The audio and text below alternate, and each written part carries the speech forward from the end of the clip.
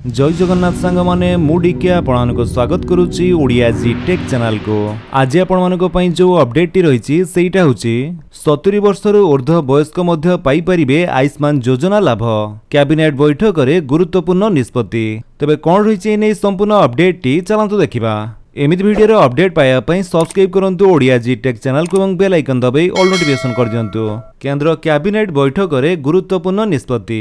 एबे 70 वर्षर ऊर्ध्व वयस्क पाई परिबे आयुष्मान योजनार लाभ। एने केंद्र कैबिनेट रे मोहर बाजिछि।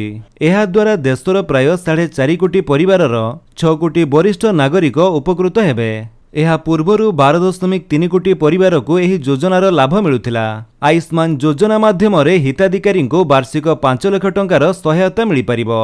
तेबे जेउ परिवार एही योजना रे पूर्वरु अंतर्भुक्त होई सारिछंती सेमानंको परिवारर वरिष्ठ नागरिकंक लागि वार्षिक 5 लाख टंकार टॉप अप जोगाई दिजिबो।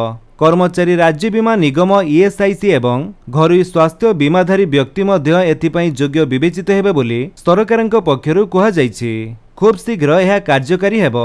वरिष्ठ नागरिक माने योजना रे शामिल हेबा पई आवेदन करिबाकू हेबो। एहा व्यतीत कैबिनेट बैठक रे पीएम ई ड्राइव योजना को मध्य मंजूरी मिलिछि। देश रे प्रदूषण मात्रा कमाइबा पई एही योजना आनिछंती केंद्र सरकार। एही योजनार कार्यकारी पई 10,900 कोटी टंका मंजूर करा जायछि। सेहीपरि पीएम ई बस योजना पई 3,435 कोटी टंका खर्च करा जिवो। पीएम ग्राम सड़क योजना रे 7,125 कोटी टंका को कैबिनेट मंजूरी मिलिछि। एही योजना रे 2029 सुधा 62,500 किलोमीटर रास्ता निर्माण करा जिवो। तो फ्रेंड्स ये थिला आपनको पई किछि अपडेट। जदि आपनको अपडेट टी भल लागिस तले आपण वीडियो को लाइक कर दियंतु, आपनको सांगମାନଙ୍କ भितर शेयर करी जणांतु।